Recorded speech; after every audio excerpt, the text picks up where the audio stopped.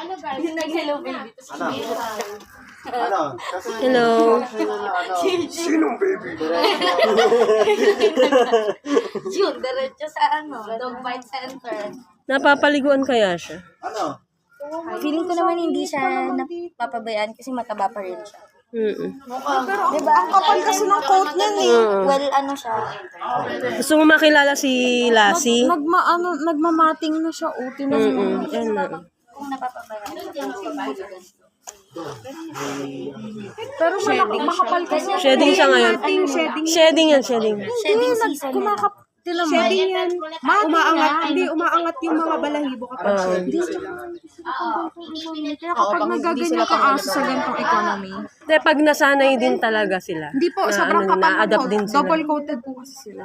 Pero okay na. Hindi sila pang Nahawakan ganitong. Dapat bigyan, nahawakan ko kanina. Hello, bebe. Dito siya nakatira.